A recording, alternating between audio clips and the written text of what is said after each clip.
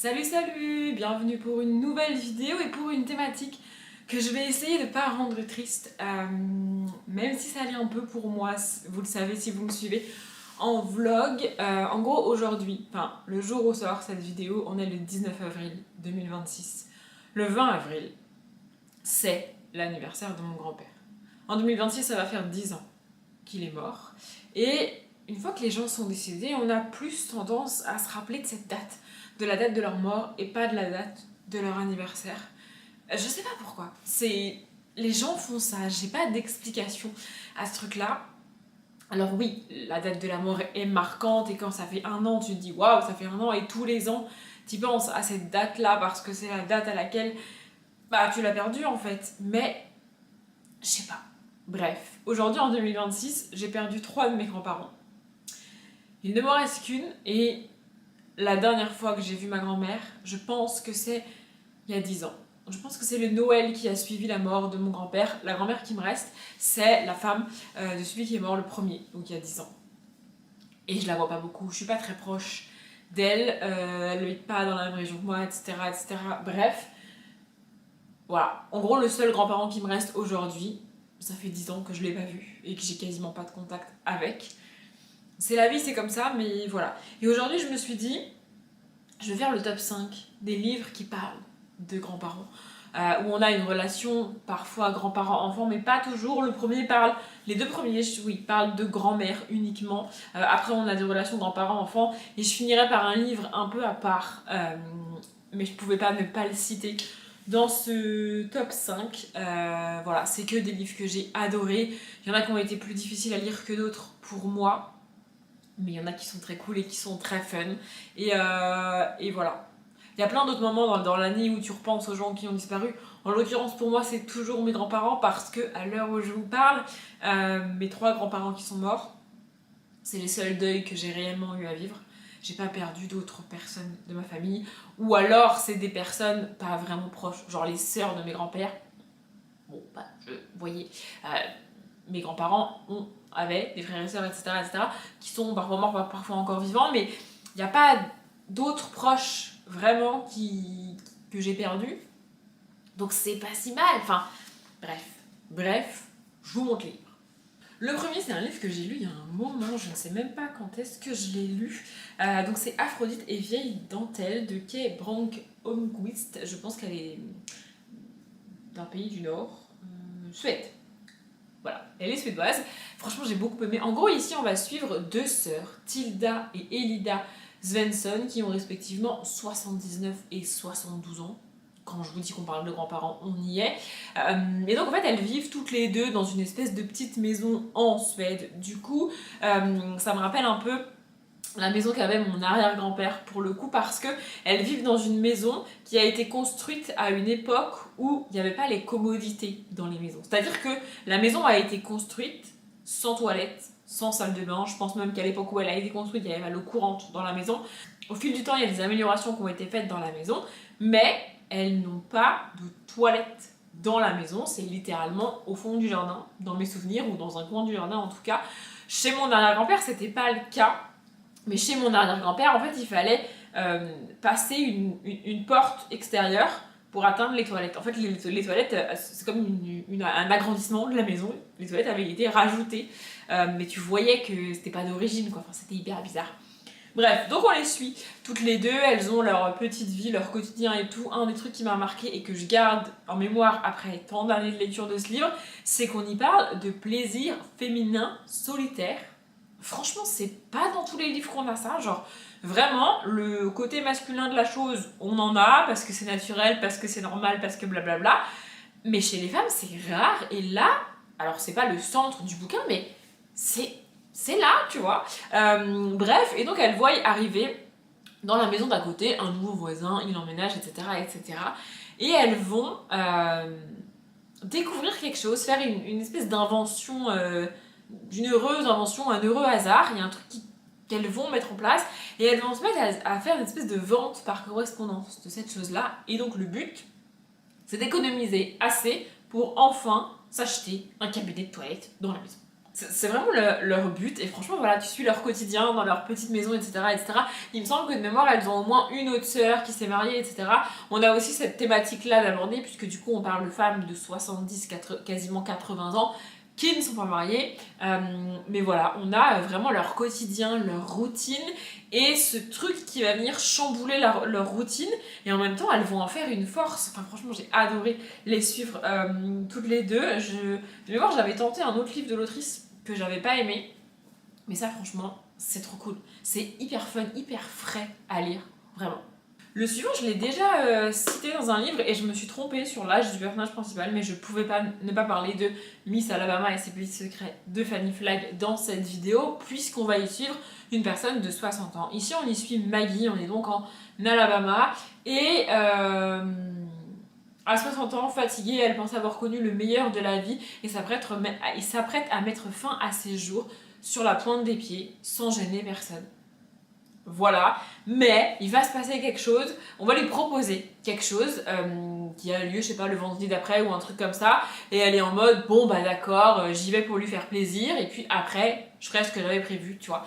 Et en fait, c'est quelques jours qui vont se passer entre le moment où elle est invitée et le moment de l'événement, c'est ça qu'on va suivre dans le livre, et ça va venir un peu changer son point de vue sur la situation. Elle va changer d'avis, enfin pas vraiment changer d'avis, voilà, mais on la voit là-dedans, et c'est pareil, c'est une thématique pas franchement abordée quand tu vieillis, quand t'es toute seule ou pas, comment ton couple vieillit, comment t'as vécu le fait que comment tu vis le fait que tes enfants n'aient plus besoin de toi du tout parce qu'ils sont adultes, qu'ils ont eux-mêmes des enfants, mais tes petits-enfants sont trop loin, du coup tu peux pas les voir, tu peux pas les garder.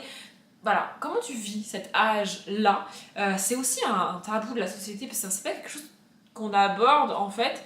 T'as conscience que quand tu pars à la retraite, c'est pas forcément joyeux pour tout le monde, mais enfin, je sais pas.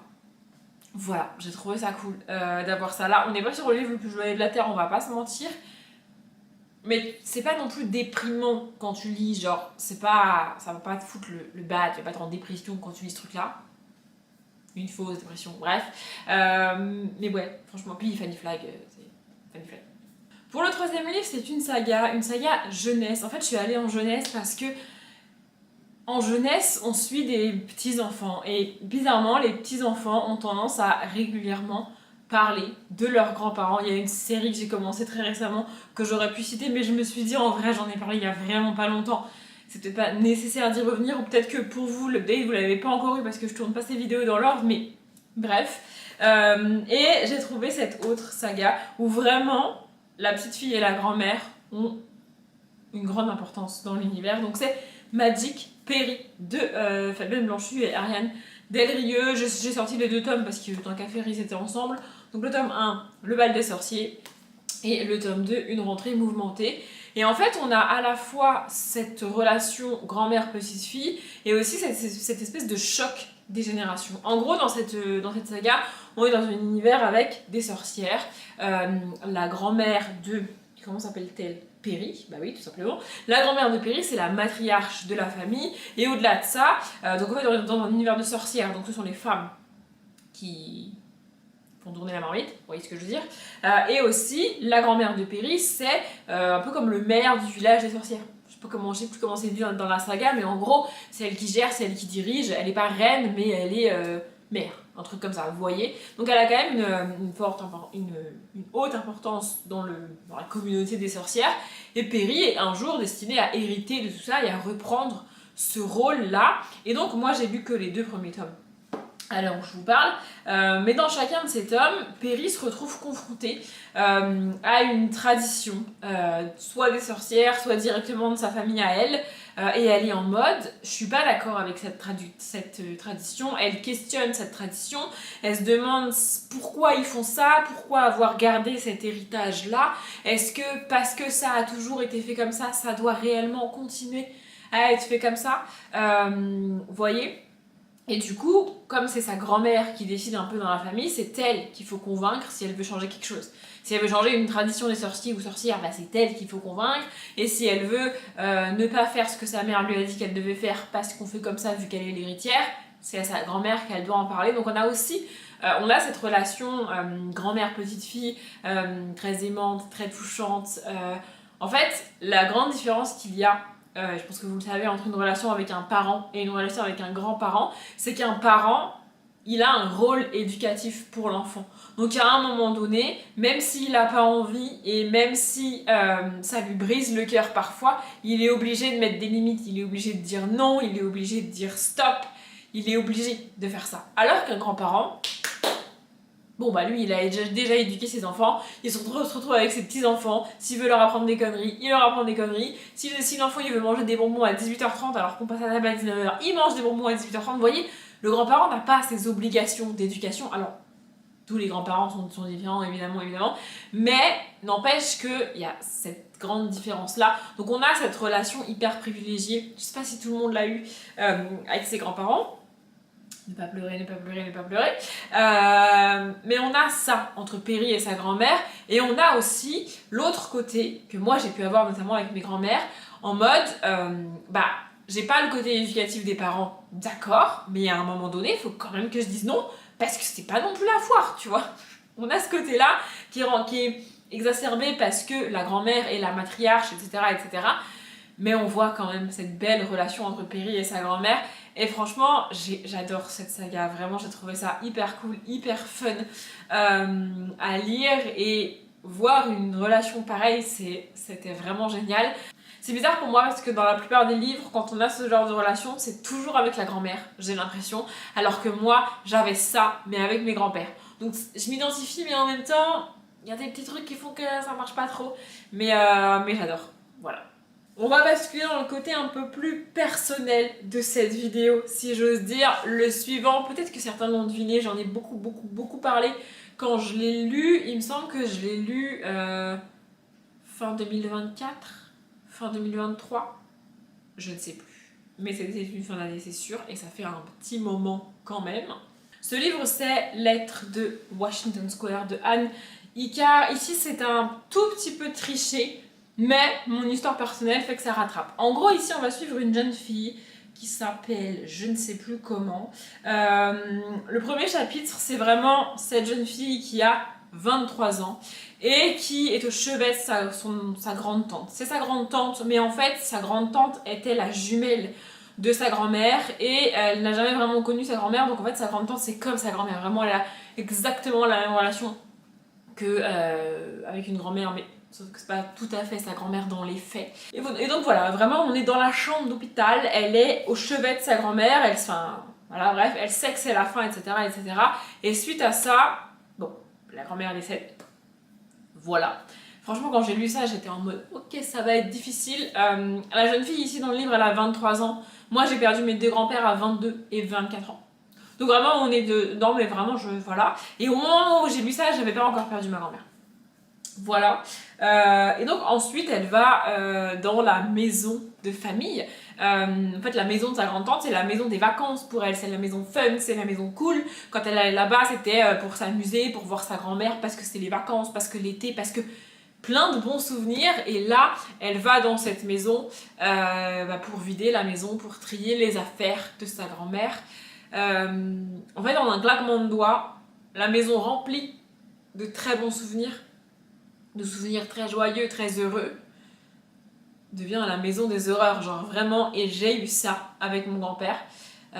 Et c'est terrifiant. Et donc elle va vider cette maison, elle va trier les affaires, etc. Et elle va trouver des lettres de Washington Square. Elle va trouver des lettres qui ne sont pas destinées à elle, mais elle va les lire, pas forcément dans l'ordre, mais voilà, au bout d'un moment, elle va raccrocher les wagons, elle va lire les lettres et elle va comprendre cette histoire familiale qu'on lui a cachée. Donc elle était pas née à ce moment-là et c'est pas lié à elle, mais de la génération au-dessus, donc de la génération de ses parents. Et voilà, elle lit toutes ces lettres, elle avance. Et elle est partagée entre découvrir ce qui se passe, savoir d'où viennent ces lettres, qui les a écrites et pourquoi le destinataire ne les a jamais eues. Et en même temps, elle se dit que la personne qui a caché ces lettres, c'est sa grand-mère. Et elle n'est pas certaine réellement de vouloir découvrir que sa grand-mère a mal agi. Vous voyez ce que je veux dire ? Et voilà, on avance là-dedans, on découvre tout ça et franchement, je me suis énormément identifiée à elle. Je ne pouvais pas faire autrement. Enfin, évidemment, il y a tellement de choses similaires qu'à un moment donné, c'est pas possible. Alors, moi, j'ai pas le côté lettre, le côté drame familial, etc. Et en vrai, les deuils, c'est déjà difficile à vivre. Mais alors, si en plus tu rajoutes ça, à un moment donné, voilà. Et c'est en partie biographique enfin, autobiographique pour l'autrice, en partie, évidemment. C'est un peu romancé, elle le dit elle-même. Mais voilà, ça reste une relation grands-parents-enfants. Et pour moi, vraiment, ça m'a percuté. Le dernier ne parle pas du tout de grands-parents, mais le dernier m'a permis d'apprendre pas mal de choses sur la vie de mes grands-parents, notamment de mes grands-pères. En fait, à l'âge adulte, je me suis rendu compte que il y a des trucs qui avaient dû être vraiment pas faciles pour eux quand ils étaient jeunes, quand j'étais pas née évidemment. Et en fait, c'est des choses que j'ai pu voir quand j'avais 6, 7, 8 ans ou même 9, 10 ans, tu vois. Mais sur le coup, j'avais autre chose en tête, genre j'étais un enfant, j'étais une enfant, j'avais pas... Vous voyez, les problèmes d'adultes, tout ça, ça me passait au-dessus. Et à 20, 25 ans, avec ce livre notamment que je vais vous montrer, je me suis dit, ah ouais, ça a dû être quand même dur, quoi. Ça a dû être quand même galère, genre... Enfin, mes grands-mères, en fait, il est arrivé des accidents à mes grands-pères qui les ont rendus handicapés, tous les deux. L'un de mes grands-pères a été amputé d'une jambe, enfin d'une demi-jambe au niveau du genou, bref. Et l'autre s'est coupé les doigts. Il était menuisier et avec une machine, il s'est coupé les doigts. Et donc, en fait, mon grand-père qui est amputé, par exemple, il se déplace avec des béquilles. Donc c'est très con, mais par exemple, quand on partait en vacances, au Portugal en l'occurrence, il y avait ma grande sœur, moi, mon cousin, ma cousine, on partait en train, on faisait Paris, le Portugal en train, donc il y avait des changements en Espagne et tout, enfin bref. Sur le coup, j'en ai aucun souvenir, mais avec le recul, je n'ai aucune idée de comment ma grand-mère réussissait à nous mettre tous les quatre dans le train, à porter les valises, parce que mon grand-père il pouvait pas avec les béquilles, enfin c'est pas possible en fait. Il peut même pas me prendre moi de 4-5 ans dans ses bras, c'est pas possible. Enfin il peut, mais il peut pas marcher en ça se bat. Enfin, vous voyez, j'ai aucun souvenir de toutes ces difficultés là. Je garde de ces voyages là d'excellents souvenirs. J'adore le train couchette espagnol, le train de nuit, j'adore, vraiment j'ai que des bons souvenirs dans ces trains. Mais je me dis pour ma grand-mère, ça devait être carnage, ça devait être un enfer, ça devait être une journée ultra stressante. Elle a 4 gamins qui ont entre 5 et 9 ans max à trimballer. Et on a fait ça des années. De mes 5 à mes 12-13 ans, on l'a fait tous les ans. Alors plus on grandit, plus c'est facile, mais vraiment, il y a plein de choses comme ça du quotidien où je me suis dit, mais comment elle a fait? Bref. Le livre en question, c'est un Agnès le dit que j'ai envie de vous dire évidemment, et donc c'est Dans le murmure des feuilles qui dansent. Ici, on va suivre d'un côté une jeune femme qui a un accident et on la voit en rééducation, en galère, au quotidien et tout. Et de l'autre côté, on suit un homme qui va à l'hôpital quasiment tous les jours pour lire des histoires à un petit garçon. Ce petit garçon est malade, il est dans un lit d'hôpital. Il y a très peu de chances pour que ça se passe bien pour lui. Et cet homme fait du bénévolat là-bas. Évidemment, il va y avoir une rencontre, etc., etc. Et vraiment, en fait, tu vois le quotidien de gens qui se retrouvent handicapés du jour au lendemain. Je dis pas que c'est plus facile quand tu nais comme ça, mais quand tu as un accident et que du jour au lendemain, il y a des choses que tu ne peux plus faire, il y a des choses qui ne sont plus possibles. Mon grand-père, en l'occurrence, se retrouve avec une prothèse. On parle des années 90-2000, donc les prothèses sont loin d'être comme elles sont aujourd'hui. Je dis pas qu'aujourd'hui c'est parfait, mais bref. Et en plus de tout ça, il faut rajouter la barrière de la langue, parce que on parle de mes grands-parents portugais, et tout ce qui est trucs médicaux et tout, enfin franchement, vous voyez. Et ma grand-mère, quand elle arrive en France, elle a genre 19 ans, tu vois. Mon grand-père était plus vieux, ils avaient 7 ans d'écart, mais ma grand-mère, genre, elle a 19 ans, elle quitte tout, elle quitte son pays, elle quitte tout ce qu'elle a toujours connu pour suivre son mari, qu'elle aime de tout son cœur, c'est pas la question, mais... Enfin, bref, vraiment, avec ce livre, j'ai vu le quotidien de personnes qui ont leur vie bouleversée du jour au lendemain, j'ai vu la rééducation, vraiment la vie pratique jour après jour, et je me suis vraiment posé beaucoup de questions. Mon autre grand-père était handicapé, il a arrêté de travailler, mais c'était beaucoup moins handicapant. Enfin, en fait, il avait, c'est la main gauche, il me semble, enfin, je sais plus. Mais bref, en gros, il avait les doigts coupés comme ça. Oui, la main a coupé tous ses doigts, donc il peut plus utiliser sa main de la même manière, évidemment, mais en soi, bah, il peut marcher, il peut se déplacer, il peut faire à manger, il est capable d'attraper des choses quand même avec sa main, il n'a pas perdu tous ses doigts. Enfin, il était quand même moins handicapé si on compare, mais ça reste un énorme bouleversement dans la vie d'un couple et dans la vie d'une famille. Je sais, enfin... Et en fait, je me suis sentie con à la lecture de ce livre parce que c'est des questions que je ne m'étais jamais posées. C'est des choses... En fait, moi, je les ai toujours connus handicapés. Mes grands-pères, ou alors, si je les ai connus pas handicapés, j'avais 2-3 ans quand c'est arrivé, donc en fait, j'en ai aucun souvenir. Et pour moi, en fait, c'était normal. J'avais conscience que personne d'autre dans la famille n'était handicapé, j'avais conscience que tous les grands-pères de tout le monde n'étaient pas comme ça, mais pour moi, bah, c'était comme ça, et puis c'était comme ça. Enfin, c'était pas une question, c'était pas enfin, je sais pas comment vous expliquer. Et vraiment, je m'étais jamais demandé comment ils l'avaient vécu, comment ça avait chamboulé leur vie, les questions qui s'étaient posées, est-ce qu'ils s'étaient engueulés, vraiment, c'est des questions qui ne m'avaient jamais traversé l'esprit. Et en lisant ce livre, je me suis sentie con parce que je me suis dit, bah oui, Audrey, évidemment, si tu es handicapé du jour au lendemain, ça change ta vie, ça change la vie de ta femme, ça impacte la vie de tes enfants, ça impacte ton quotidien. Enfin, évidemment, tu vois. Et ouais, je sais pas, j'adore Agnès Ledig de toute façon, donc voilà, dans ce nouveau roman, Agnès Ledig noue une histoire simple et poignante où des âmes blessées donnent le meilleur d'elles-mêmes et nous rappellent dans une nature à la fois poétique et puissante que la vie est plus forte que tout. Et voilà. Je sais plus en quelle année précisément j'ai lu ça et si les deux étaient morts ou pas, mais je sais que en fait je me suis retrouvée face à mon innocence d'enfant en mode bah oui, espèce de débile, ça change la vie, enfin bref, lisez du Agnès Ledig.